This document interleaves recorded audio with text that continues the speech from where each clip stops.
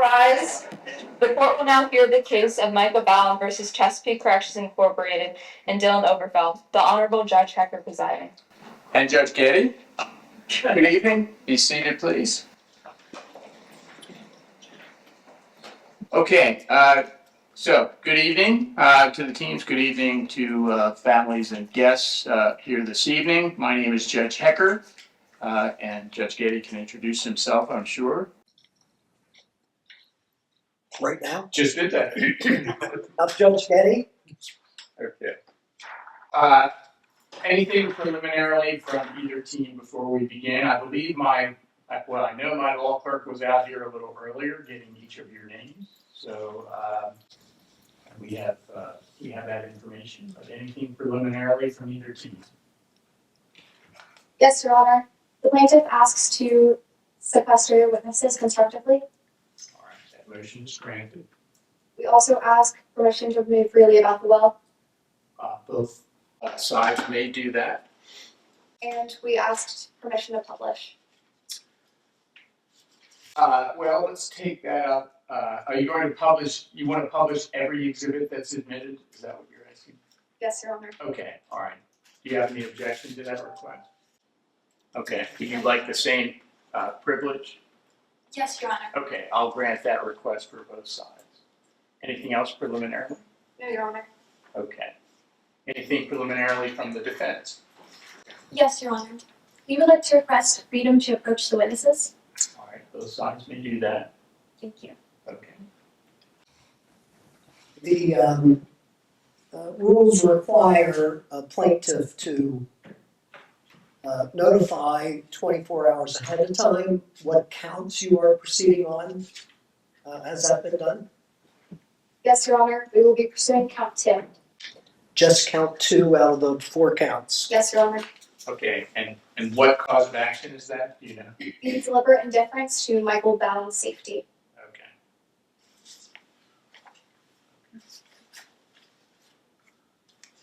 All right, anything else you'd like to bring to the court's attention before we begin the trial? No, Your Honor. Okay. All right, well, your opening statement then.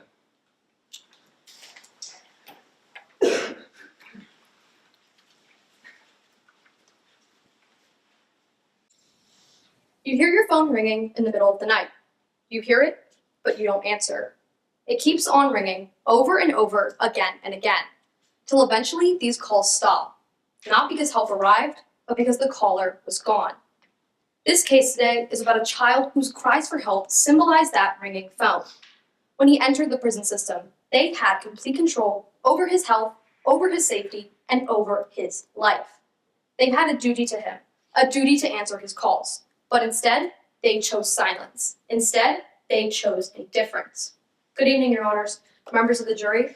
The plaintiff and I are here today representing Mr. Micah Ballan in the case of Ballan versus Chesapeake Corrections Incorporated and Dylan Oberfeld. We're here today due to Section 1983, which states individuals have the right to sue either local or state governments for a violation of their constitutional rights by knowingly ignoring a substantial risk to their health or safety. But firstly, and most importantly, this case is about a child, Michael Ballan, who made a mistake leading to his arrest on May 29, 2024, being sentenced to 6 months and 32 days at Chesapeake Corrections facility. During his time at this facility, he got caught up with the gang Outlaws for Life by simply doing the right thing. When he noticed the gang making fun of him or spitting in his food, he reported it. When he noticed the correctional guard, Oberfeld, trip an inmate causing them to fall, he reported it. And instead of taking his abuse cases seriously and getting the victims the justice they deserve, they ignored all of Michael's calls for help. As you look at this situation, you can see the prison had so many opportunities. They could have chosen to interview the victims. They could have chosen to interview the abusers. They could have chosen to interview anybody watching. But no, they chose silence, even though they have legal obligation to intervene. If that was not enough, they further escalated these situations by disclosing it was Michael writing these private grievances about the treatment he sees inside of this facility, putting a target on his back. Things rapidly started to escalate for Michael with many more calls for help, leading the Outlaws for Life to shift their abuse from mental to physical. This gang started to beat him up so badly, he was hospitalized for concussions and contusions, which the prison guard, Oberfeld, said just happens in prison and that it's not his job to intervene. These things do not just happen. They come to light after numerous cases of allowances. If prisons keep ignoring these behaviors, insinuating they're okay, of course they're going to occur. They're being rewarded. Officer Oberfeld had the phone in her hand, as did the rest of the prison system. They had the choice to pick up Michael's calls and prevent these situations from just happening. But they chose not to. They chose silence. They chose indifference. To further prove to you how the prison let all of Michael's calls ring and cause these attacks to happen to him, the plaintiff will call 3 witnesses to the stand who will testify to the unethical environment inside of Chesapeake Corrections. Firstly, we will call inmate Zion Herman to the stand, who will attest to the treatment of Michael by not just the gang, but also Oberfeld. She will also shed light on the many instances we see go down in this prison and how they stood by silently. Next, we will call Dr. Miller-Gonigan to the stand, who's an expert in correctional counseling and the president of Global Corrections Consulting. During her time testifying, she'll explain the USCA standards and CCI policies and how they didn't uphold them. Lastly, we will call Micah Ballan to the stand, who was the father of Micah Ballan. He will explain to us how this prison made his son a target of a corrupt cop and a powerful gang. He will also show us how Michael viewed his time at the prison and how it completely destroyed him. At the beginning of this, I asked you to realize how the defense chose silence, and the evidence provided for you today will certainly prove that the incident with Michael Ballan was not a tragic accident. It was a predictable outcome of a negligent system. The defense knew what was going on and had the power to stop it, yet chose silence. Jury, today this phone is ringing again, but this time it's in your hands. You can pick up the calls Michael made and get Michael the justice he was denied. Thank you. All right, counsel, thank you. Defense opening statement.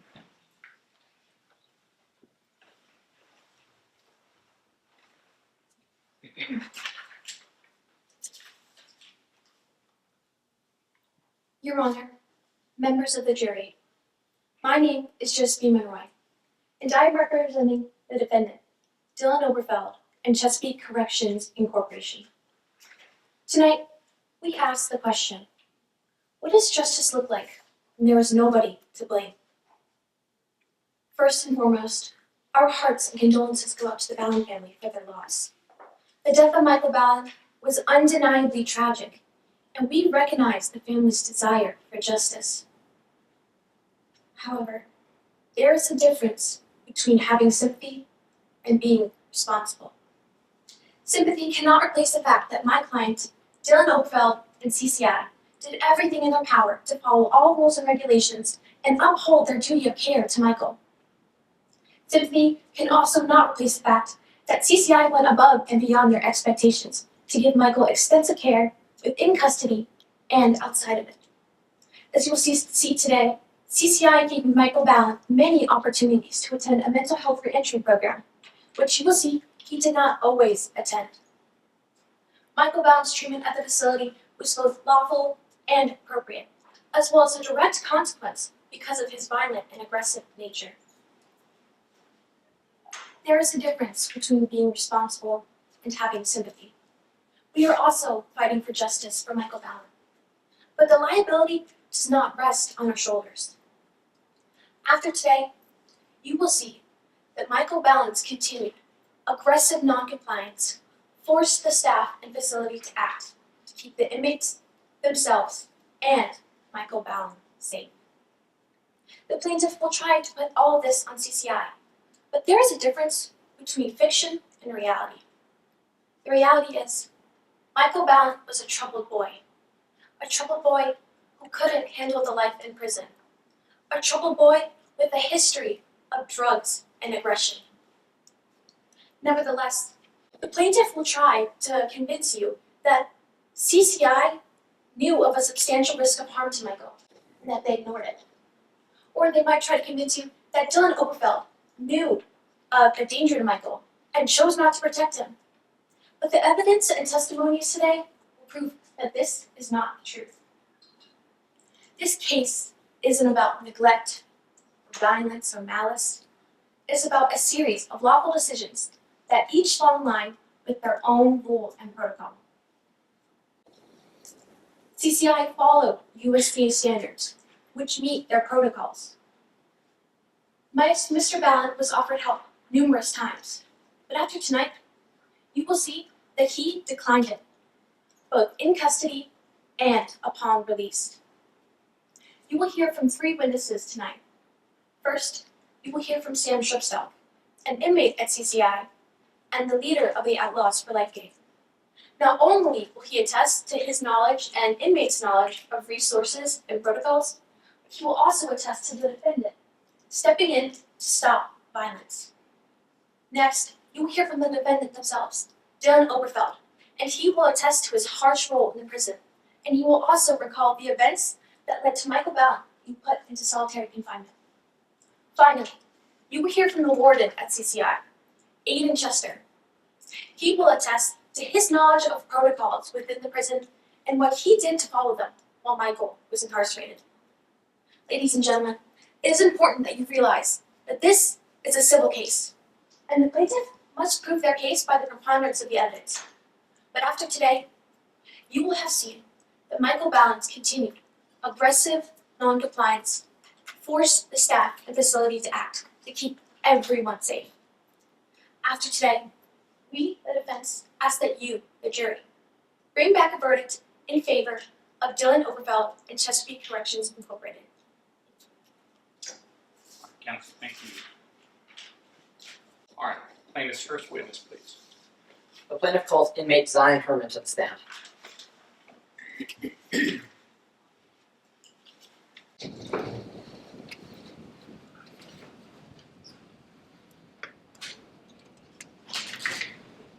Please raise your right hand. Do you swear to tell the truth, the whole truth, and nothing but the truth under the pains and penalties of perjury? I do.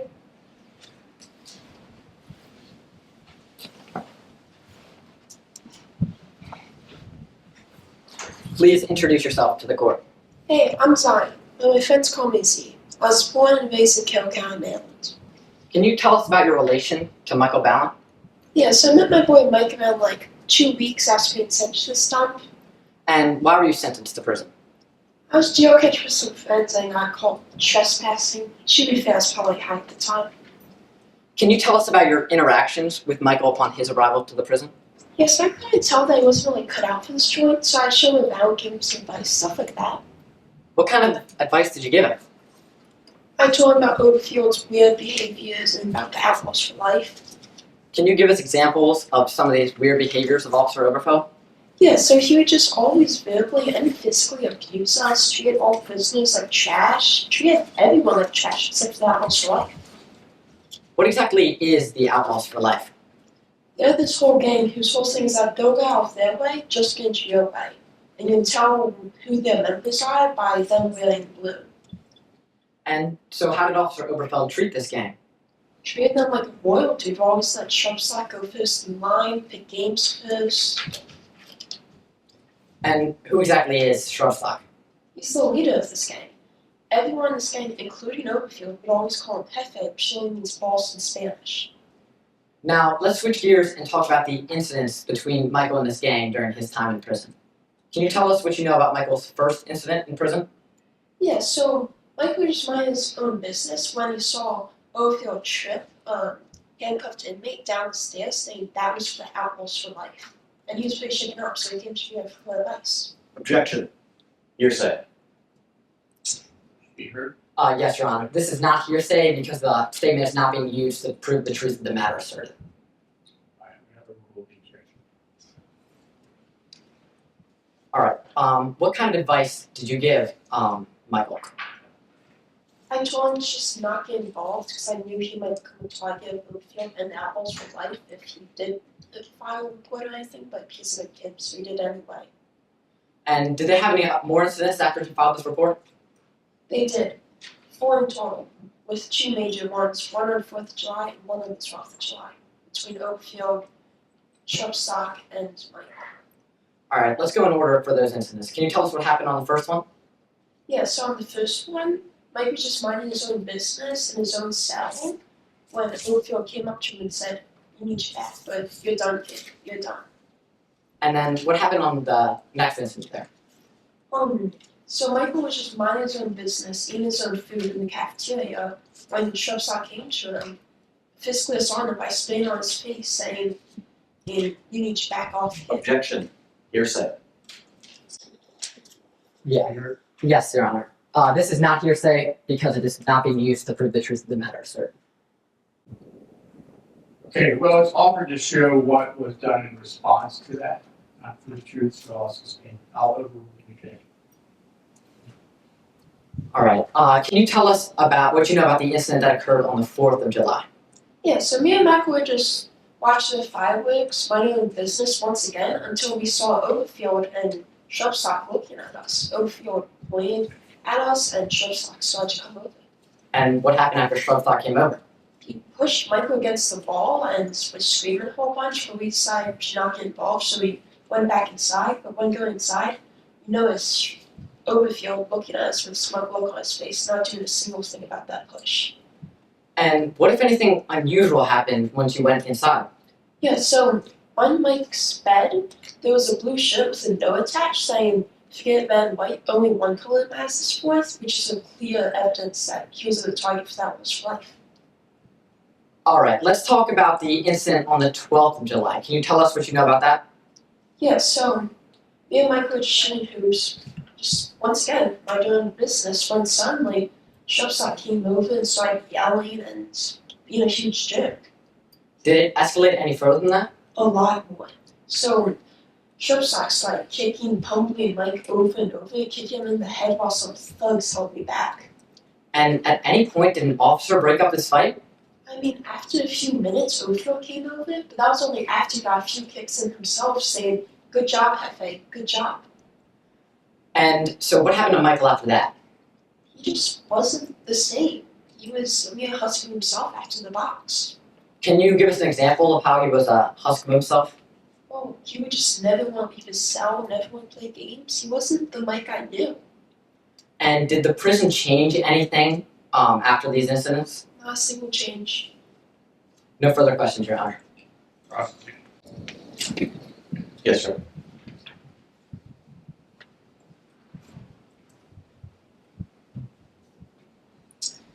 Is it true you're incarcerated at CCI for trespassing and drug use? Yes, sir.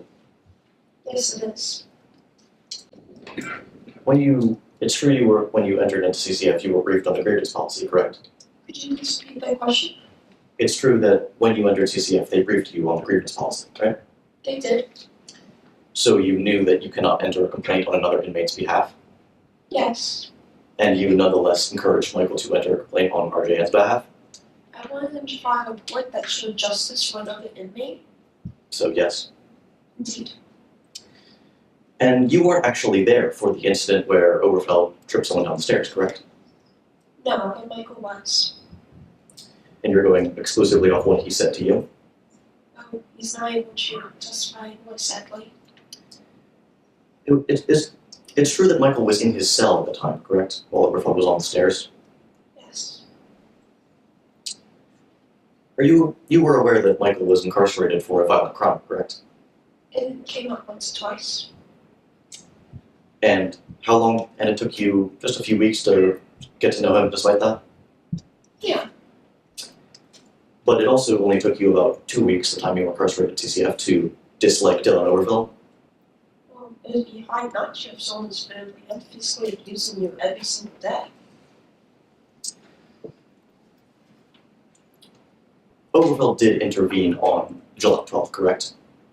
Only after a few minutes, and also kicking him himself. Is it correct that Ballan threw the first punch? Only after being provoked. So he threw the first punch in the fight? Yes. It's true he was placed in protective custody afterward, correct? Also known as solitary. Deemed protective custody within the rape rules and regulations. Yes. No further questions, Your Honor. You ready? No, Your Honor. Okay, witness can stand down. Hang on a second, please. The plaintiff calls Dr. Miller on defense the stand.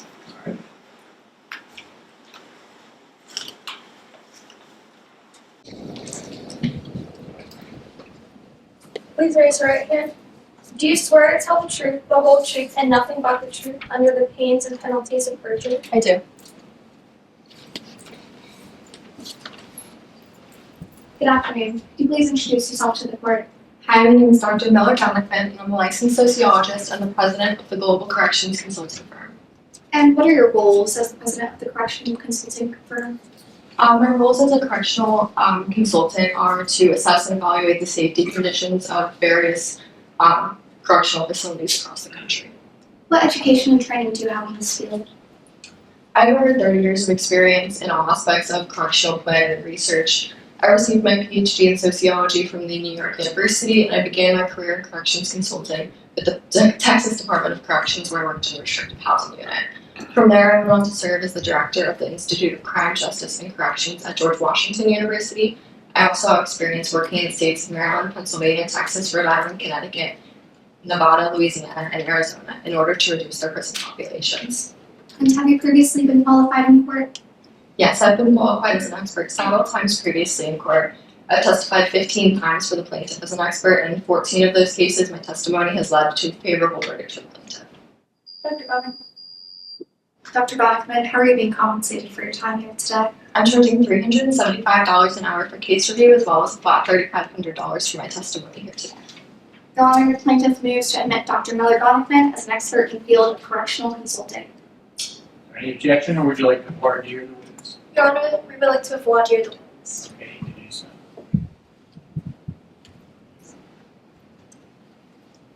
Ms. Knickman, are you qualified to diagnose mental health issues? I am not, and it's doctor.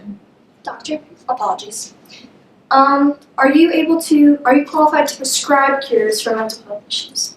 I am not. In your report, you stated that you had written an article on uses of force, correct? Yes. Does that qualify you as an expert in excessive force? No, it does not, and I never claimed to be. Your Honor, we accept Dr. Miller Knickman as an expert specifically on policy for solitary confinement and be limited to not testifying on mental health or uses of force. All right, do you wish to be heard on the limitation that counsel wants to place on the qualification? No, Your Honor. Okay, so you don't intend to elicit testimony regarding any opinions that the witness holds about mental health? No, Your Honor. Okay, and the field in which you want her to be designated as an expert is correctional confinement, correctional? Correctional consulting. Okay, we'll so recognize this witness. Okay.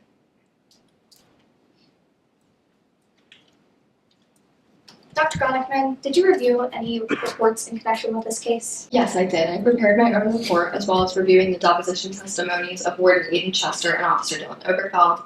I reviewed the affidavits of Zion Herman and Sam Shrubstock, Stipulation 13, as well as Exhibits 1 through 4, 8 through 19, and 21 through 27. And why did you review these documents? These documents allowed me to understand what happened within CCF and decide whether or not the staff's actions aligned with acceptable correctional standards. How do you decide whether the staff's actions align with proper correctional standards? I simply compared what happened within Chesapeake Corrections to what USC guidelines dictate as acceptable prison practices. Is this a standard method of assessment within your field? Yes, this is industry standard. Using that method of assessment, did you form an opinion on the prison's handling of Michael Ballan? Yes, I have. What is that opinion? In my professional opinion, several of the actions taken by the staff at CCF fell below acceptable correctional standards. Specifically, the staff violated confidentiality on multiple occasions, violated retaliation regulations, and created conflict of interest. Approaching opposing counsel with what has been pre-marked as Exhibit 2.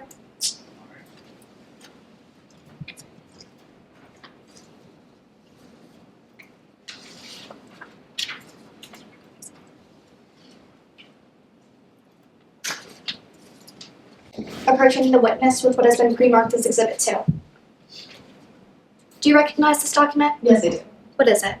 This is the Chesapeake Corrections Incorporated Code of Conduct. And is it a fair and accurate copy? Yes.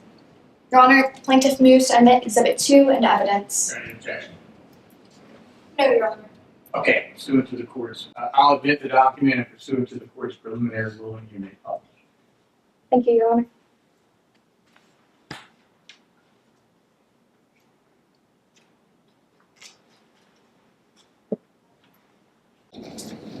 Dr. Donovan, could you please point me to where specifically in the Code of Conduct it mentions confidentiality? Yes, it says it right in the overview. It says that one of the basic duties of a CCI staff member is to maintain the confidentiality of all information you obtain regarding CCI and/or its inmates' business and/or operations. And what specific actions did you find were not aligned with this? I found that an action that wasn't aligned with the confidentiality practices was CCI's Warden Aiden Chester informing Officer Dylan Oberfeld of the contents of a dismissed complaint made by Micah Ballan. This was a complaint in which Officer Oberfeld was one of the main parties involved. Now, USCA guidelines dictate that grievance reports should be shared with other staff members only on a need-to-know basis, which Warden Chester violated. Officer Oberfeld also violated confidentiality by then going and sharing the grievance with an inmate, Sam Shrubstock. And did these actions, to your knowledge, spur any further action within the prison? From what I reviewed, yes, these actions permanently tainted the relationship between Michael Ballan and Outlaws for Life, as well as the relationship between Michael Ballan and Officer Dylan Oberfeld. And to your knowledge, how did the change in these relationships impact Michael? Oberfeld began urging and allowing Outlaws for Life gang to threaten and physically assault Michael Ballan. He also allowed these threats and physical assaults to happen without any officer intervention. Now, what, if anything, is this action classified by the Code of Conduct? The Code of Conduct identifies these actions as retaliatory. Could you point me to where on the Code of Conduct it specifies their policy on retaliation? Yes, in the bottom on the second page, under the non-retaliation policy, it says no adverse action will be taken against persons making good faith reports as required by the Code of Conduct. Good faith means you believe you are providing truthful and accurate information. Now, Dr. Roddickman, earlier you mentioned a conflict of interest. Could you be more specific as to what that situation was? Yes, so after this grievance was filed by Michael Ballan against Officer Oberfeld, Warden Aiden Chester continued to assign Oberfeld to overlook Unit 1B, which is where Michael was being housed. USAA and CCI guidelines dictate that once a grievance is filed against an officer, the officer in question should be removed from the supervision of the individual in order to prevent retaliation.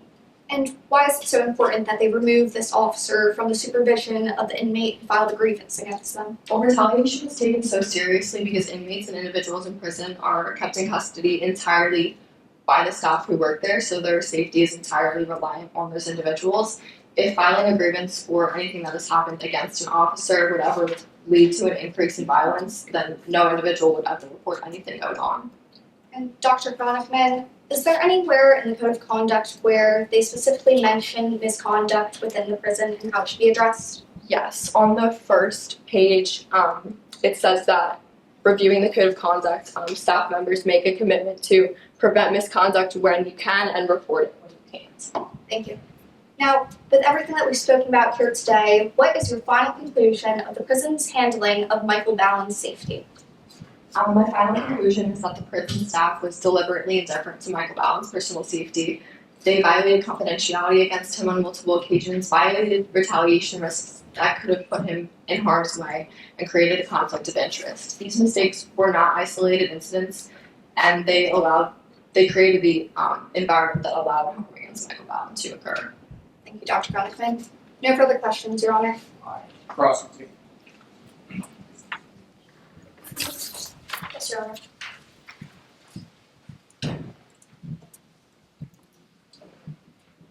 Dr. Bronickman, you stated that you had reviewed the deposition of Aiden Chester, correct? I have. In his deposition, are you familiar with the fact that he said that it was not his intention to reveal the grievance to Officer Oberfeld? I am familiar with that statement, however, I believe a word Could you should please be. stick to my question, please? The answer is yes, and I believe they should be more careful. Is it a malicious intent for Aiden Chester to unintentionally reveal something?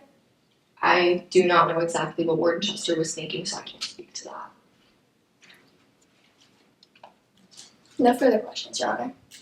Okay, redirect. No, Your Honor. And the witness can stand down.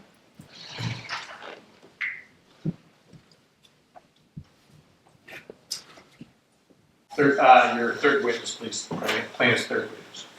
Your Honor, the plaintiff calls Michael Ballan to the stand.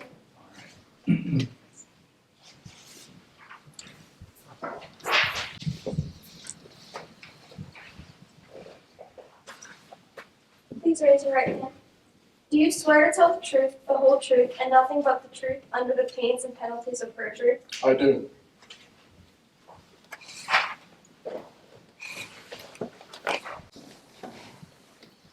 Good afternoon. Please state your name for the record. My name is Micah Ballan.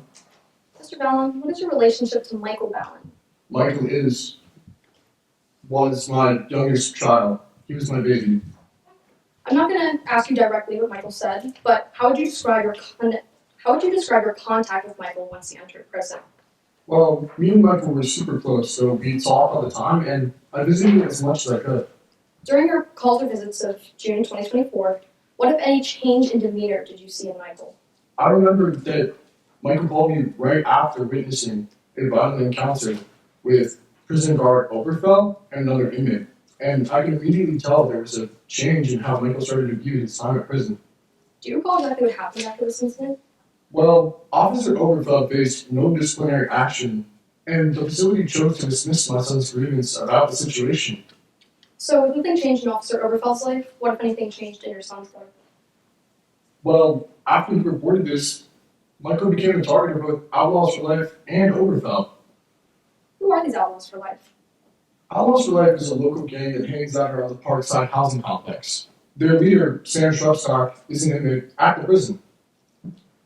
And just to be clear, is Michael affiliated with this gang? Of course not. With how the gang is tormenting him, he would never join that group. What do you mean, torment? Well, when I visited on July 10th, I saw the reports that Mike was making about the treatment of the gang and how they would follow and stare at him. When you were with Michael, how did he appear to you? Well, he seemed so scared. I mean, we discussed how he couldn't even go to the bathroom and eat without the gang watching or following him. Did Michael alert you of any more incidences with this gang that made him feel like a target? While I visited, we discussed how Sam Shrubstock would throw Michael up against the wall just for looking at him. Were you aware of any way the facility handled these grievances about this behavior? Well, the facility just didn't look into those grievances and further investigate them. Do you recall anything happening after your visit on this date, July 10th? Well, surprise, 2 days later, Michael was beaten once again by the Outlaws for Life gang. Do you recall ever seeing your son after this? Yes, I did. I saw the photos documenting his injuries attached to his medical report. It was so heartbreaking. Your Honor, I'm approaching opposing counsel who has been pre-marked as Exhibit 15 for identification.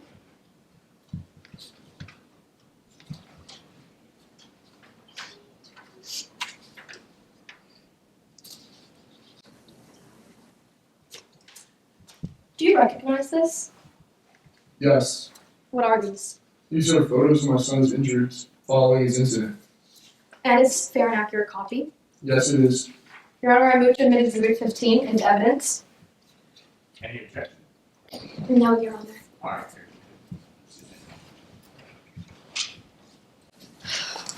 Now, what, if anything, can you tell me about the injuries you see on your son's leg in this photograph? Well, I see a large bruise on his leg, and I can see that it's very inflamed. What can you tell me about the injuries you see on your son's arm in I this can photo? see another nasty bruise on his arm. Finally, what can you tell me about the injuries you see on your son's face? There's a huge bruise on his face, and his face looks very inflamed. So, what, if anything, did you do to get involved and help make the prison more aware of the danger your son is in?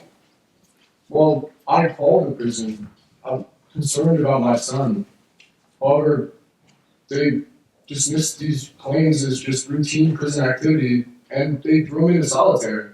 What are your personal feelings on the solitary? I didn't feel like solitary was a way to help him at all. I mean, it broke my son. How so?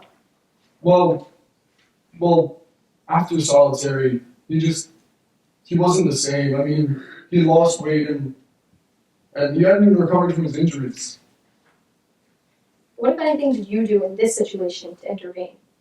I called the prison every day for 2 whole weeks and just tried to inform them of the danger that my son was in How did they respond to these calls?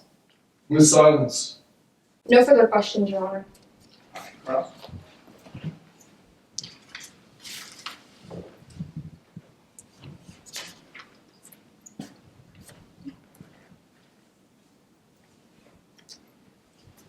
jobs did you work? Objection relevance? Withdrawn.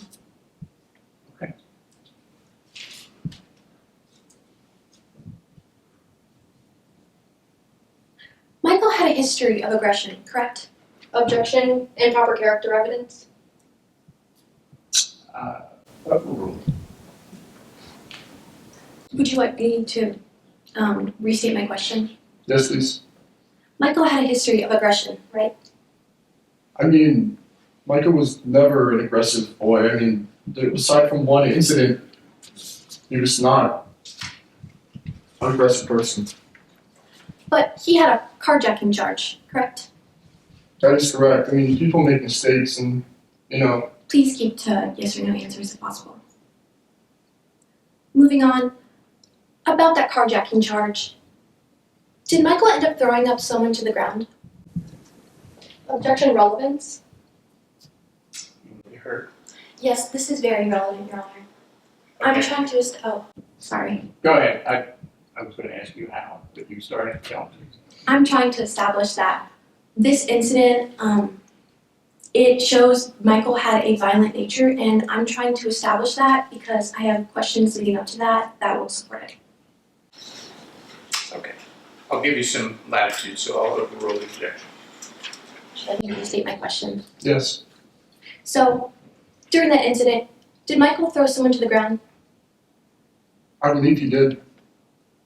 And that whole incident was over a parking spot, correct? Yes, Moving on, did you know that doctors were available to Michael? I was aware the doctors were available to Michael. I mean, he needed help. So, yes. Yes, I was aware that doctors were available to Michael. In your affidavit, is it true that you wrote, I talked to Michael twice over the next 2 weeks, and he sounded worse? Improper objection, Your Honor, improper impeachment? What have you heard? Yes, Your Honor. I'm just trying to establish that Michael had doctors available to him. Okay. Overruled. Sounds like trying to impeach the witness with a prior statement, so overruled. I'll continue then. I kept telling him, you have to go see a doctor. You have to get help. I looked online, and I know there are doctors at CCF. Michael just kept saying, no, doctors won't do anything, correct? I'm sorry, could you repeat the question? I'm not sure if there's a question there. Yes, there is. You wrote this in your affidavit, correct? I did write an update, yes. Moving on, after Michael was released, is it true that he was entered into a mental health reentry program? Objection relevance? This is very relevant, Your Honor. I'm trying to establish that Michael didn't always attend a mental health reentry program. May I be heard, Your Honor? Sure. The question she is asking and the response she is looking to get does not make the facts of this case any more or less true and has no relevance to our counts. Okay. I'm going to overrule the objection. No more questions, Your Honor. Any redirect? No, Your Honor. Okay. Witness can stand down. 1 second.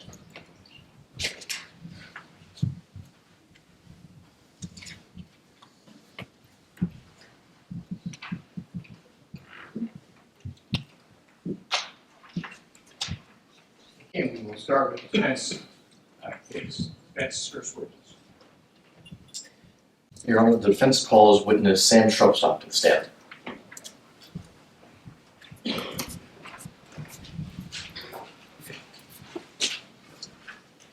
Please raise your right hand. Do you swear to tell the truth, the whole truth, and nothing but the truth under the pleas and penalties of perjury? I do.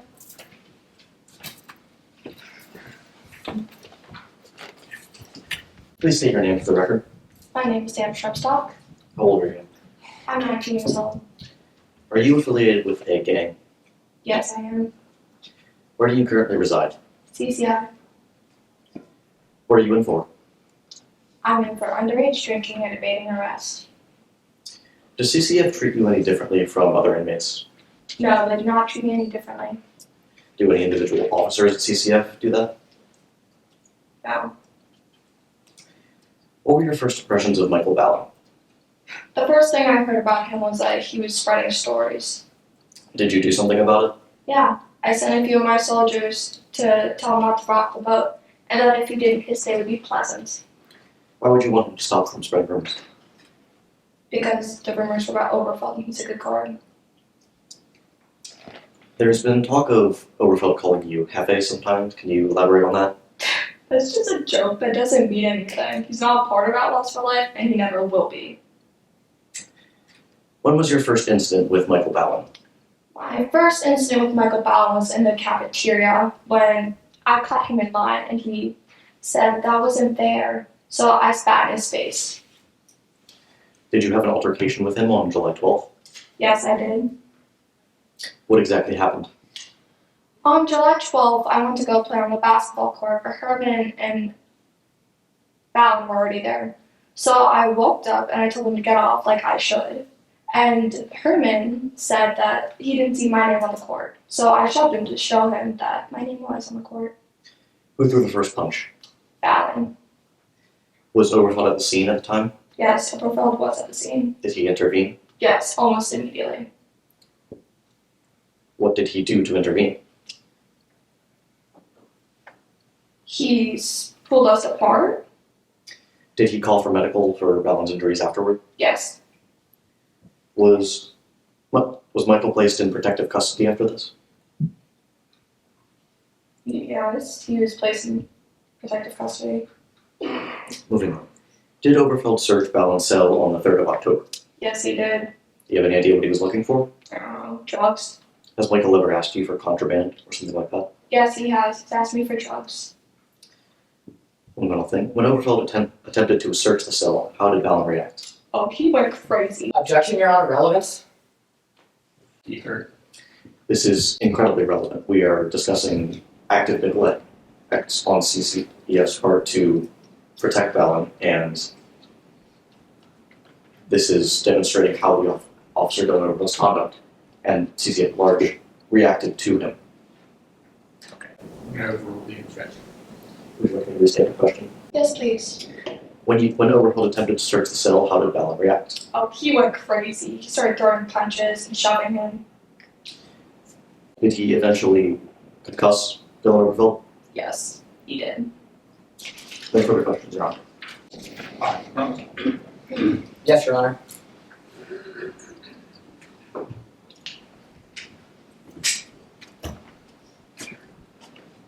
You are a member of the gang Outlaws for Life, correct? Yes, I am. In fact, you are one of their original members. Yes, I'm the OG gangster. So you would say that makes you a leader within the gang. Yes, I'm the OG gangster.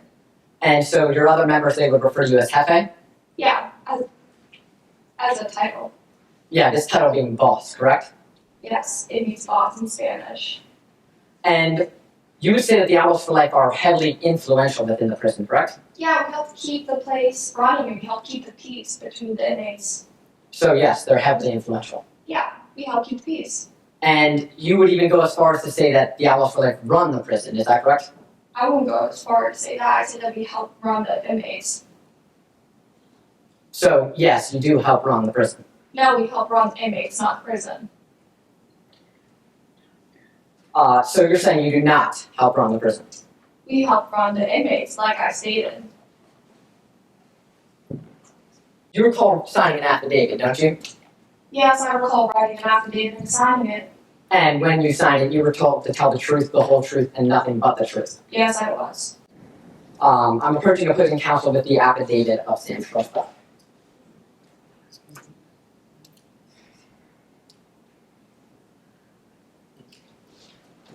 I'm approaching the witness with Sam Schroeder's affidavit. Read with me as I read aloud. You see, the Outlaws for Life low-key run this joint. Did I read that correct? Yeah, we enjoy being the prisoners. And so when Michael Ballan arrived, you believed he began to upset the order of things, correct? Yeah, he began causing trouble within the inmates. Yeah, specifically you heard that he was talking badly about one of the guards. Yes, he was. And that guard was Officer Oberfeld, correct? Yes. And you thought that Officer Oberfeld was one of the better guards in the prison. Objection. Relevance. Peter? Yes, Your Honor. This attests to the witnesses and Officer Oberfeld's relationship within the prison, and subsequent action for her, motive for her subsequent action. May I be Your Honor? Sure. The plaintiff is not pressing any claims or charges against Dylan Oberfeld. They are specifically speaking of deliberate neglect and indifference on CCF as a whole part. So Oberfeld's exact conduct is irrelevant. Okay, well, it's offered for impeachment, so I will overrule the objection. Yes, you have heard that he was talking badly about Officer Oberfeld, correct? Yes, I have. That's why I said he was making up stories. And so you decided to send over 3 other members to talk to Michael alone, correct? Yes, I sent all my soldiers to warn him. And they were to make it clear to Michael that if he wanted to have a pleasant stay in prison, he needed to keep his mouth shut, isn't that right? Yes. But this intimidation did not end your troubles with Michael Ballan, isn't that right? No, because he's a troubled kid. You had another incident later in the cafeteria. Yes, I did. On this incident, you went up to Michael, correct? Yes, I went up in line. And you spat in his face. Yes, after he provoked me. And you told him to back off. Yeah, I did. I warned him to back off. But even after this incident, you still had another one later, correct? Yeah, because he's a troubled kid. So, once again, you had an incident on the 4th of July, isn't that right? Objection. Battery. You had an incident on the 4th of July, correct? Yes. On this incident, once again, you went up to Michael, correct? Yes, I went up to Michael after he stared at me. And you shoved him, correct? Yeah, I shoved him to his charge. A shove is just a shove at person. So yes, you shoved him. Yes, I shoved him. And and Officer Oberfeld was nearby during this incident, correct? Yeah, he warned me to stop. And then even after this, you had another incident with Michael, correct? Yeah, because it's a provoker and a troubled kid. This time you had an incident on the 12th of July, just 8 days later. Is that right? Yeah. On this incident, once again, you went up to Michael. Yes, I wanted to go play basketball and he was already there. But you were looking to get him to take the first swing, isn't that right? Yeah, because then I knew he could set him up. So yes, you were looking to get him to take the first swing. Yes, I was. And so you began to yell at Michael, correct? I began to warn him. You began to yell at Michael, correct? Yes, I began to warn him to back off my court. And at this time, Officer Oberfeld was simply on the other side of the yard, correct? Yes, he was at the other side of the yard at his post, like he should be. And so when fighting broke out, you ended up punching Michael, correct? Yes, after he punched me first. But you ended up punching Michael, correct? After he punched me first. Yes or no, you ended up punching Michael. Objection. Asked and answered. I'll sustain. And so Michael ended up getting knocked to the ground, correct? Yes, And you began to stomp on Michael repeatedly? yes, I did. And you would say you got about 10 or so kicks in, isn't that right? Yeah, I'd say I got like 10 or so. So there was all of this yelling, screaming, fighting, punching, and kicking before Officer Oberfeld broke up the fight. Yes, Officer Oberfeld had to assess the situation before he went over. So yes, before Officer Oberfeld broke up the fight. Yes. No further questions, Your Honor. Redirect. Yes, Your Honor.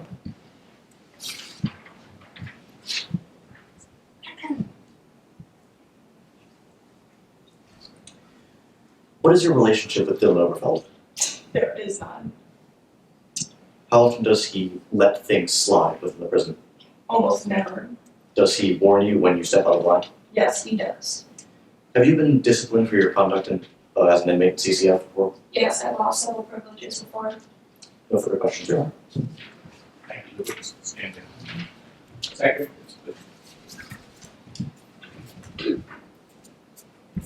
The defense would like to call Micah Ballan to the stand.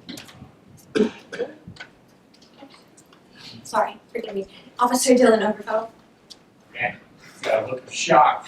You just tried to call Mr. Ballan to testify. Okay. Do you swear to tell the truth, the whole truth, and nothing but the truth under the pains and penalties of perjury? Yes. Could you please say your name? My name is Dylan Oberfeld. How old are you? I'm 29 years old. What's your occupation? I'm a correction officer at CCI, formerly known as Chesapeake Corrections Incorporated. How long have you been working at CCI? I've been working at CCI for now 8 years. And CCI is a privately owned company, correct? Yes. Was there any training required to work at CCI? Yes. Could you describe what programs you were involved in to get your training? Going into CCI, I was trained in ACA standards, firearms, first aid, narcotics, use of restraint, and I'm aware of the internal grievance policy. Moving on, I'd like to ask you about the Outlaws for Life. Who's Sam Shupstock? Sam Shupstock was the leader of the Outlaws for Life, and he was an inmate in the block when Do you have an affiliation with any of the Outlaws for Life members? I only know the Outlaws for Life members as inmates in the prison. Moving on, could you describe what happened between Ballan and the Outlaws for Life on July 12th? On July 12th, I saw the Outlaws for Life approach Michael Ballan and Zion Herman, and it started off with yelling. That's when I saw a little shove by Shupstock, and I went to intervene after Michael Ballan threw the first punch. Moving on, could you describe the incidents on October 3rd? On October 3rd, I received a tip saying that Michael Ballan had been harboring drugs, and that's what led me to go as procedure. We take these things very seriously, and when we hear that an inmate may be harboring drugs, we're supposed to examine the cell. So that's what I did. Could you describe what happened to you after the search? After the search, I received a minor concussion because Michael Ballan slammed my head against the bars. No more questions, Your Honor. Processing. Yes, Your Honor.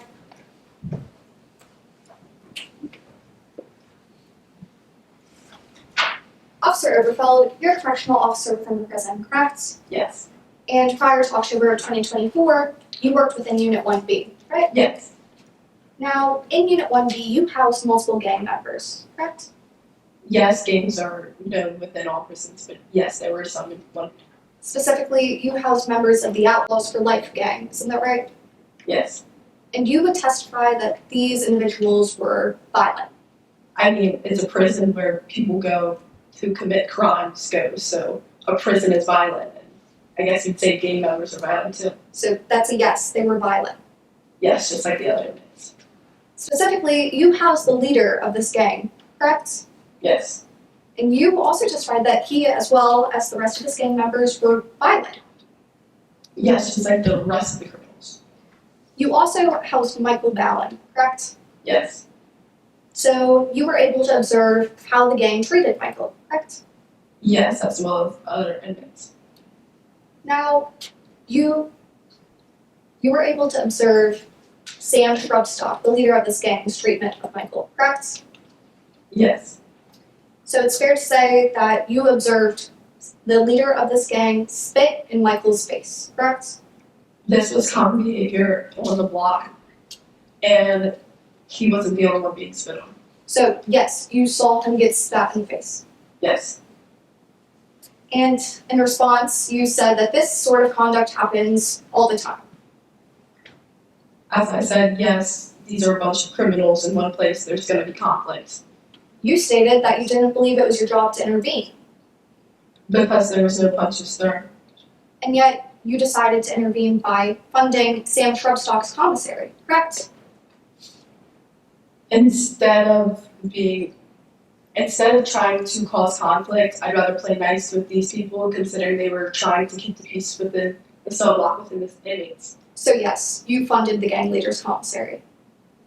Yes, keep the peace.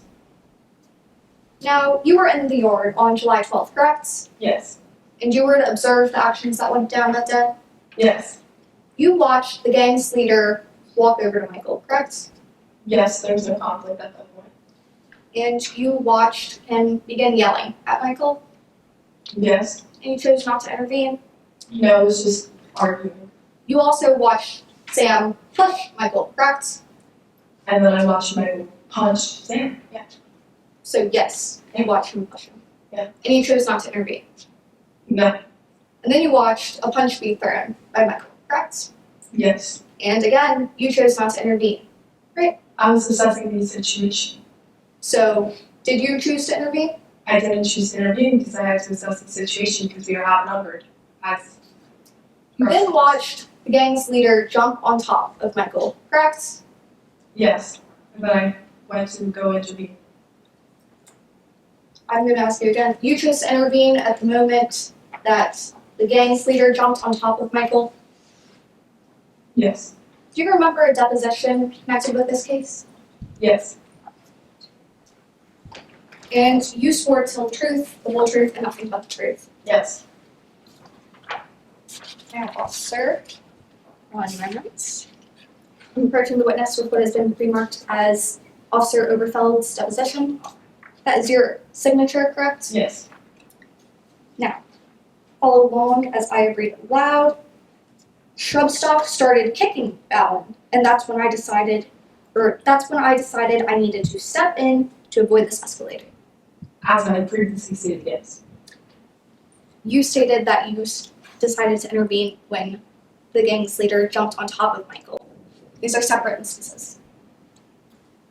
They happened at the same moment. Officer Oberfeld, you stated Shrubstock jumped on Ballan and the other outlaws for life grabbed her. Then you state that the Shrubstock started kicking Ballan, and that's when I decided I needed to intervene. He jumped on and started kicking, yes.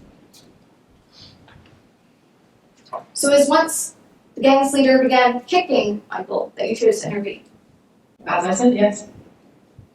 Now, earlier you stated that you only chose to intervene if there was a violent action or physical harm could be caused.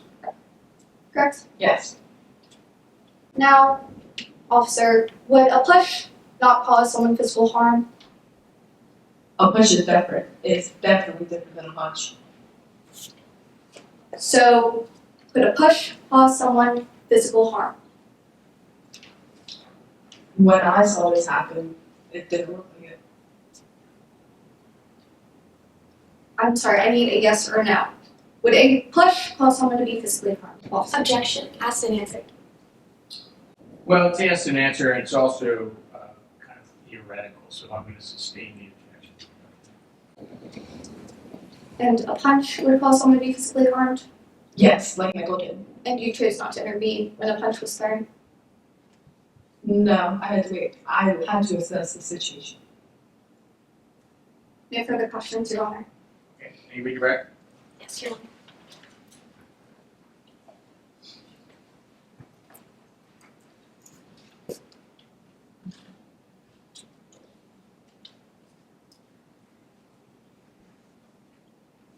When violent altercations happen, are there procedures for assessing the situation? Yes, there are. Could you elaborate on those?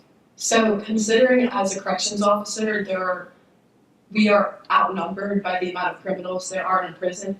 We're supposed to make sure that we see a violent occurrence happening, and that because we have to put ourselves in danger to go break it up. No more questions, Your Honor. I thank you, witness stand. And your third. Your Honor, the defense would like to call Warden Aiden Chester to the stand.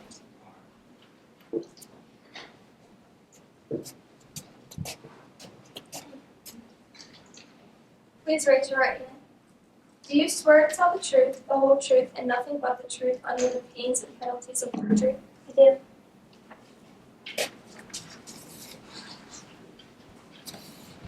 Could you please state your name for the record?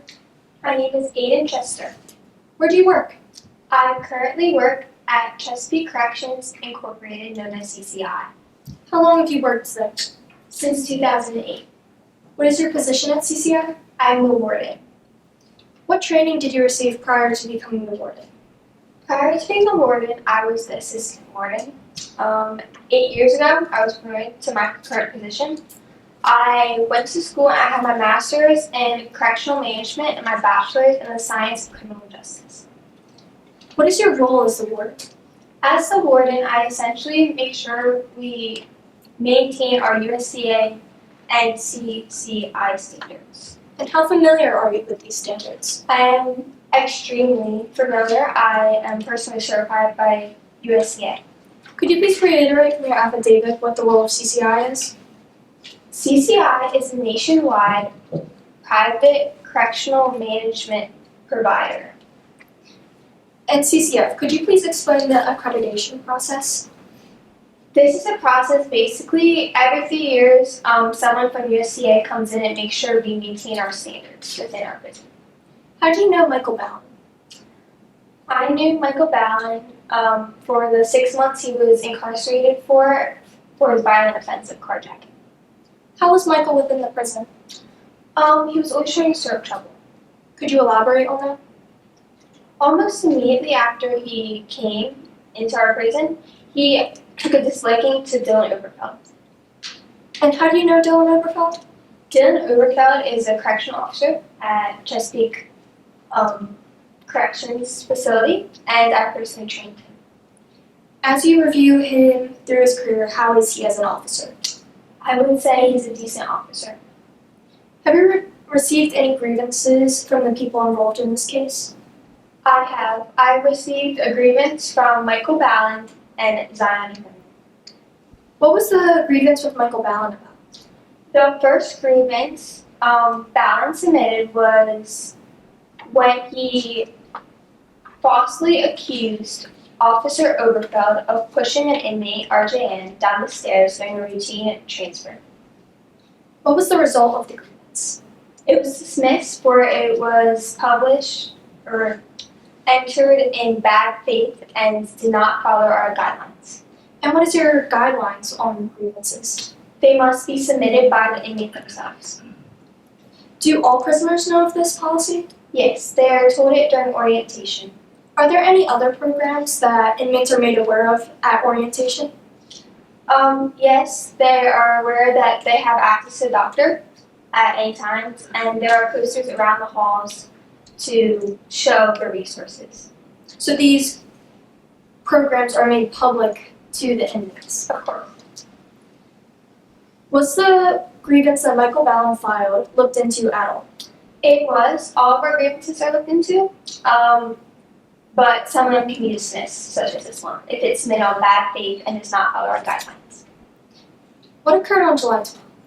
On July 12th, there was an altercation in the yard between some Outlaw for Life gang members and Herman and Ballan. What happened to Michael after this incident? Michael was placed into protective custody.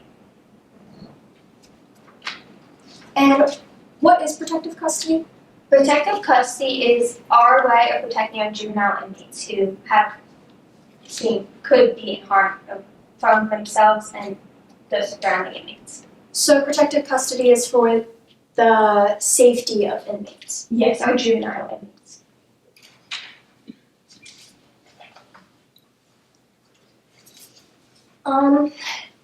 Are you aware that there are minor infractions within the prisons, such as intimidation? Yes. Do you shut down the prison every time those infractions occur? No, we cannot be perfect. Nobody's perfect. Perfection does not exist.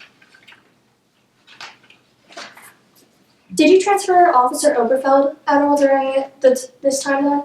Yes, after the incident in October, we moved him from his other bot with Ballan and the Outlaw to a new one. No further questions, Your Honor. Cross. Yes, Your Honor. You've been in Chesapeake Corrections since 2008, correct? Yes. And as warden, your jobs are Chief Executive of Safety Yes. and Security. Mhm. Let's look at Michael's first month in prison. He filed grievances, correct? Yes. One of those pertaining to inmate RJN being tripped. Falsely accused, yes. So you ignored these claims, yes. I denied more. I investigated and dismissed. You dismissed these claims. Yes. So under your own CCI policies, you're allowed to ignore these claims if they're filed incorrectly. Again, we did not ignore. I investigated and dismissed based off the investigation. You even shared with Officer Oberfeld that Michael wrote this grievance about him, correct? I did not mean to. But you still did? Yes.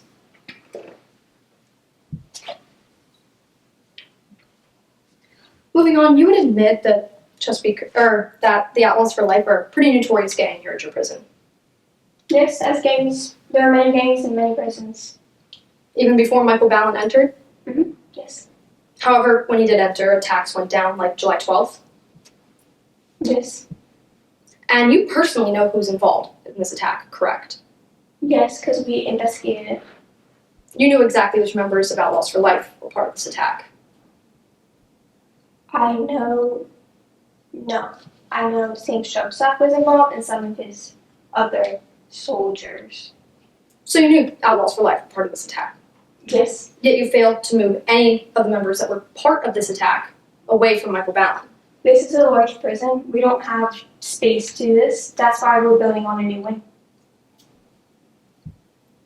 After this attack, you put Michael into protective custody, correct? Yes. Even though the USDA standards require a permanent housing alternative? Yes. So you admit in this situation that you did not follow USDA standards? We did. You did not? We did. And then when, if ever, did you made space for Michael in a permanent housing alternative? We could not because, as I said before, it is built. We're making a way. So you did not move Michael Ballan? No, but we did move some of the other people to the block away from him. No further questions, Your Honor. Any redirect? Yes, Your Honor.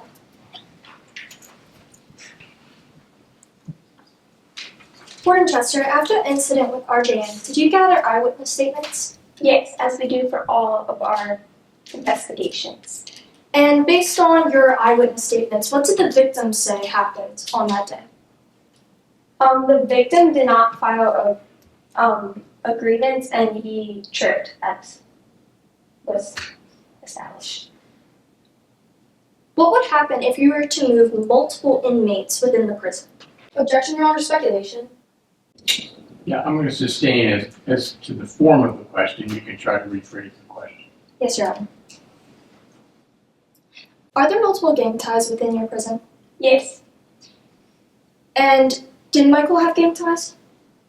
Not that we were aware of.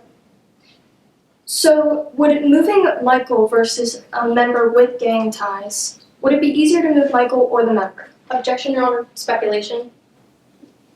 I'm sorry, repeat that question for me. My question was, would it be easier to move Michael, who had no gang ties, versus an inmate with gang ties? All right, I'm going to overrule. You can answer. Can you repeat it? Would it be easier for you to move Michael, who did not have gang ties, versus an inmate who does have gang ties? Yes. No further questions, Your Honor. Okay, the witness can stand.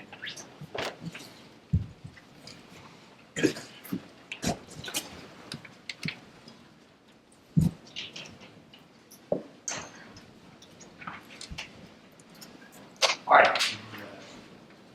Plaintiff and the defense ready for your closing argument. Yes, Your Honor. Court is ready when you With your permission, I would like to publish Exhibit 15 throughout my closing statement, which has already been embedded evidence. may do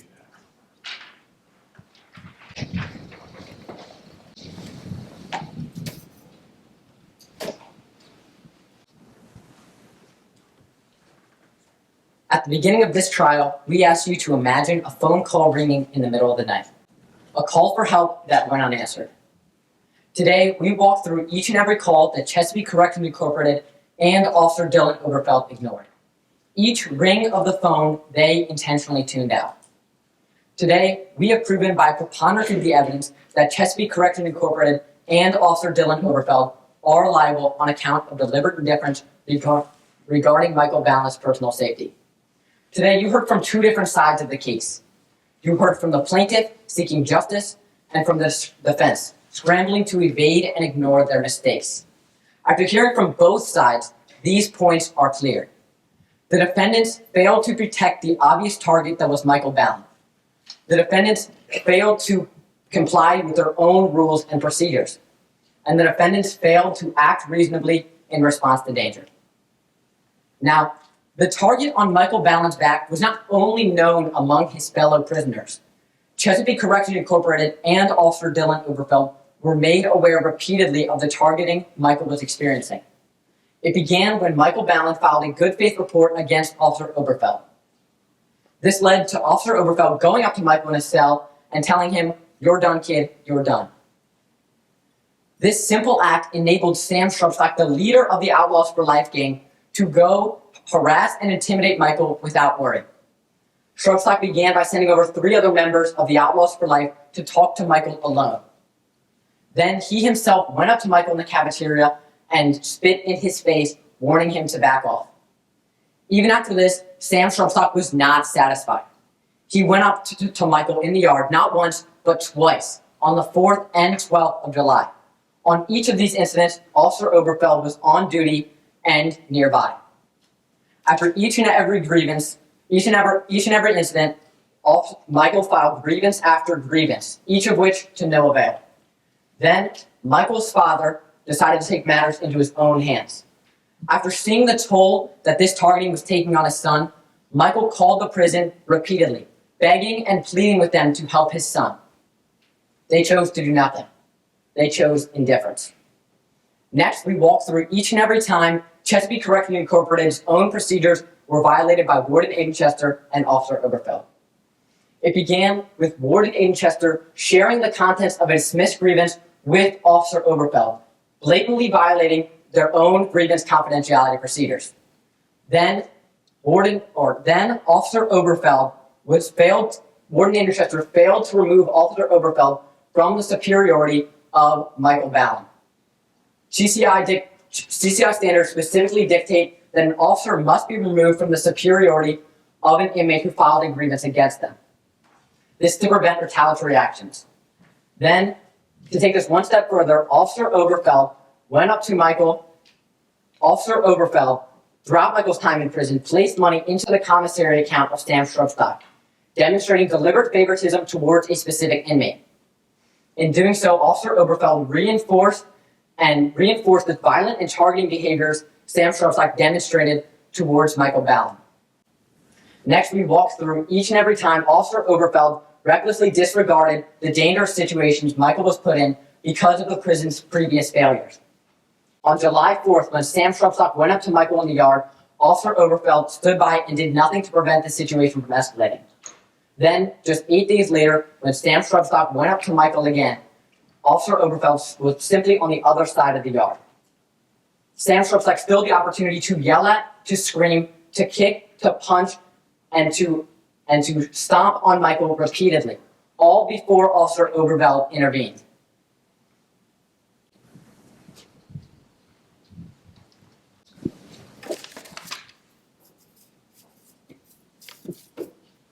Officer Oberfeld, by failing to act reasonably in response to dangers, was deliberately indifferent regarding Micah Ballan's personal safety, and was a key contributor to the fact that Micah Ballan was able to end up pummeled and defeated. Today, a phone call is ringing again, but this time it is not a child and his father calling for help. It is this courtroom calling for accountability. Accountability for the defendant's failures. You, the jury, have the power to answer this call to justice and to find the defendants liable. Because if you do not, this treatment will only go unaddressed. More prison officers will be unable to act like Officer Oberfeld. More prison lives will be put at risk, and more prisoners will end up like Micah Ballan. That is why I'm confident you, the jury, will make the choice to answer this call to justice and find the defendants liable on account of deliberate indifference regarding Micah Ballan's personal safety. Thank you. Thank you.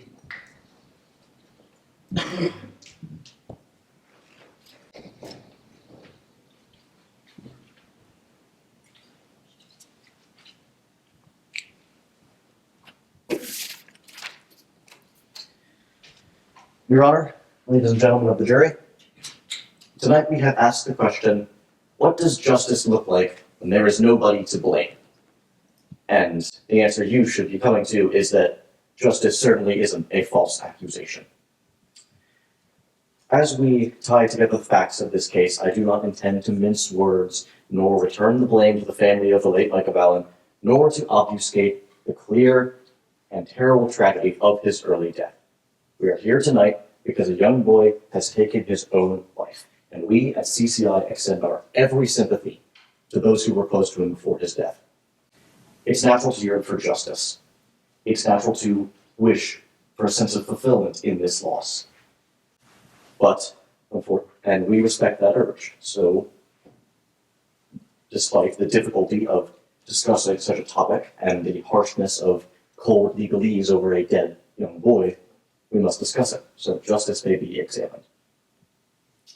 Unfortunately, the blame being searched for has no shoulders to rest upon. It cannot be placed on Michael Ballan himself, nor his father, nor his friends, nor CCI, nor Dylan Oberfeld. Michael Ballan was a troubled boy in a difficult situation, and despite all of the help that CCI gave him, he was nonetheless driven to suicide. The plaintiff mentions the ringing of a phone. We at CCI answered that call repeatedly, and Michael hung up. You are answering that call by sitting here tonight, giving us our verdict. At the risk of sounding cold, I'll go over the facts of the case once again. Michael was sentenced to 6 months in prison at CCI, plus 30 days for a previous drug possession charge. This was the minimum amount of sentence for his crime of carjacking. Despite his reputation as a kind and caring young boy, he was a already troubled one, often left to manage his home life and his schoolwork on his own at his house, and was also, as I mentioned, a previous drug user. On top of all this, Michael was not cut out for prison. This was clearly stated by Zion and Micah. But CCF had to treat him the same as they do every other inmate, to follow their own protocol. The trouble started when Zion, a friend of Michael's in incarceration, suggested he follow through on a grievance that on behalf of another inmate, despite knowing this would be rejected, as you cannot do that within CCI's clearly maintained grievance policy. And not to mention, if RJ actually was put down the stairs, it's reasonable to assume he would have said something about it. But he didn't. Unfortunately, this complaint on Michael's behalf earned him a bit of perceived ire from his fellow inmates, particularly the Outlaws for Life. Nonetheless, he was treated essentially the same as every other somewhat violent, non-gang affiliated inmate in a prison. Roughhousing, intimidation, it's simply unavoidable unless you want a daily riot or a daily shutdown when you are housing criminals in an enclosed space. Even when these tensions came to a head, even when Michael punched Sam Shrubstock in the face, on July 12th, CCPI intervened. Dylan Oberfeld assessed the situation, moved over at a reasonable pace, broke up the meeting, and called for medical, and Ballan was promptly placed in protective custody to protect him, not to punish him. As mentioned, Aiden Chester was trying to find him a cell away from gang members, away from danger, while he was in protective custody, and that is why they kept him there. Nonetheless, they could not find him, so they released him from protective custody on time to follow their own procedures. Speaking of Dylan Oberfeld, his conduct is worth reviewing, but again, the evidence clearly states his conduct was always above grade. He never used force for any reason other than to protect himself from Ballan or to protect Ballan from Shrubstock. He responded to a drug smuggling charge on a previous drug user with swiftness and exacted only the needed force to complete a routine search, and for that, he was rewarded with a concussion as his head was slammed against the metal bars of a cell wall. Not to mention, Oberfeld's reputation as a bad cop in Michael's mind did not start with actual actions, but with warnings from Zion, before he even entered the complaint about RJ. And I remind you, Zion was only housed at CCI for 2 weeks before deciding that Oberfeld was worth avoiding and deciding to warn Michael about this officer. This is also about the same time that it took Zion to move past a carjacking charge and become friends with Michael. At the end of the day, this case is CCF did not mistreat Michael. They did not neglect him. They offered him help. If not for his deliberate assault on an officer, his anger issues, and the threat of violence he expressed in his own grievances towards CCF, he would have been released from protective custody earlier. But they had to keep him in solitary because he was a danger to the populace, and they had to follow their own protocol. At the end of the day, this case is one of grief because, again, a young boy has taken his own life. It's an emotionally destructive thing to even hear about, and I cannot imagine the pain one must feel if they were related to Micah Ballan before his untimely death. It's natural to yearn for justice. I respect that urge. We respect that urge, and I understand why we are here tonight. I understand why you've heard from Michael's family, his friends, whose accounts are mostly hearsay, and I understand why you've heard from a prison protocol expert with 15 plaintiff cases and several victories and past experience against CCF. It's why you're here tonight, to answer this metaphorical call, to give us our verdict. And unfortunately, it is why you must realize that the blame has no shoulders to rest upon. CCF did not mistreat Michael. They did not neglect nor abuse him. They offered him medical and physical assistance, often, some of which he actively refused while in protective custody or in rehabilitation after being in prison. Oberfeld's conduct was always above grade, and he often protected Michael from violence and only used force against Ballan when he was defending himself. This is a story of a troubled, struggling boy in difficult circumstances, who, with a strong sense of justice, who could not reconcile the difficulties of living surrounded by criminals. And even though everybody tried to help him, he was nonetheless driven to suicide. Everybody tried, it wasn't enough. That is the tragedy of this case, Your Honor, and ladies and gentlemen of the jury. Tragedy that there is no one to blame, that a sense of justice cannot be fulfilled based off claims of hearsay, because that would inherently involve the injustice of accusing someone wrongfully. That is why we are here tonight. That is why I am restating the facts of the case you have already heard. That is why we ask you for a verdict in favor of CCF and Dylan Oberfeld. Thanks very much. All right. Plaintiff side, let's say, Yeah, for both. Yes, Your Honor. Before I begin, I would like to request a time check on the remaining time I have for my closing. Okay. 2:46. Thank you.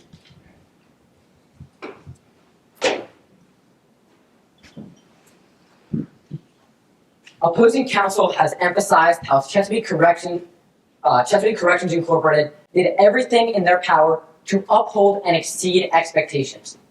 How they made a series of lawful decisions regarding their conduct. But that is simply not the case. Today we walk through with expert testimony from Dr. Miller-Gonipin each time they violated their own procedures. They violated grievance confidentiality procedures by sharing the contents of a grievance with Officer Oberfeld. They once again violated their own procedures by failing to remove Officer Oberfeld from the superiority of Micah Ballan. Then they emphasized how Oberfeld's actions were always above grade, how everyone in the prison was treated the same. But once again, this is simply not the case.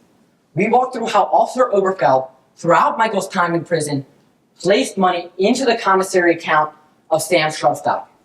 In doing so, he demonstrated deliberate favoritism towards a specific inmate and reinforced the violent behaviors towards Michael of said inmate.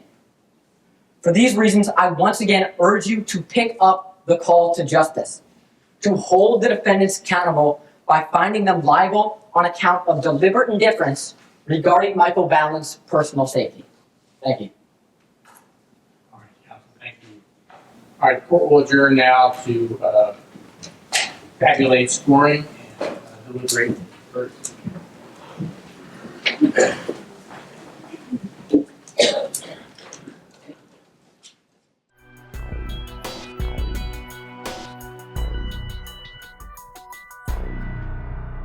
Refer to my colleague, Judge Getty, for some comments. Thank you, Judge Hecker.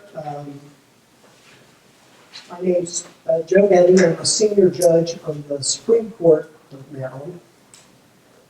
I had the opportunity to judge the first week and a few intervening weeks before we got here to the finals. And I can say the improvement I've seen is fantastic. These two teams are top-notch, and I wish you well, because you both go to the regionals. I wish you well in the regionals. As you know, the regionals are very tough. But you had good themes in your arguments. You explained what the statute was, what the jury had to find in order to rule on the case. I like the phone ringing in the middle of the night analogy, and you carried that through front to end. I like the defense saying that there's no burden to rest on these shoulders. It was clear, and you closed with asking the jury what to do. So I think your work over the course of 6 weeks in the competition has been fantastic. 2 Sundays ago, I got to judge an undergraduate mock trial. It was at the U.S. Naval Academy. It was the Naval Academy versus West Point, the Military Academy, versus the U.S. Air Force Academy. So it was a military competition. They were preparing to move on to their regionals, their quarterfinals. And what I saw and hear tonight rivaled the arguments that I heard from the undergraduate students in the 3 military academies. You did a fantastic job, and I wish you well as you move forward in the competition. Thank you, Judge Getty. My name is Fred Hecker. I am a judge here in the Circuit Court for Carroll County, and it's my honor to preside over this mock trial competition, especially the final competition. At the same time, I have to confess some anxiety in judging the final competitions, because having done this for a number of years, I know how close they're going to be. And this competition tonight was no exception. It was very, very close. What I really appreciated about both sides' presentation of the case tonight was the way in which you step out of your roles as lawyers and recognize that this case presents a human tragedy on both sides. That's really, really important. I've said that to some of the students in earlier weeks of competition. Don't forget that the folks in the jury box, the members of the jury, are just citizens like you are. They're your neighbors, they're your teachers, they're your co-workers, and they're interested in doing the right thing and making sure that the outcome is fair. So I thought both sides did a really good job of reminding the jury what this case is really about. Some of the performances were truly exceptional, and overall, it was clear that that you all studied the material, you practiced the material. Judge Getty and I were talking when we adjourned, and I said to Judge Getty, this was the time-wise the most succinct, the briefest of the trials that I've presided over this year.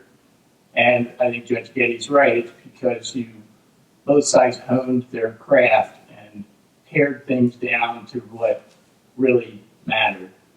There was one highlight for me in the trial, and it was the banter, the cross-examination of Sam Shrubstock. And is that you, Mr. Loeffler, I think? Okay.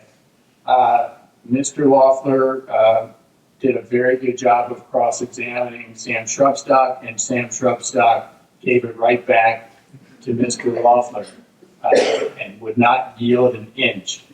And that was really fun to watch because, you know, in real trials, I mean, that's kind of the way things go. And the other thing that really came across during a lot of the presentations, especially in the closing arguments, was that each of the lawyers believed in their client's cause, right? Trial is about persuading the jury or persuading the judge in the art of persuasion. And the minute that the judge or the jury doesn't think that you believe in your cause and what you're talking about, you've lost. So you really did a good job of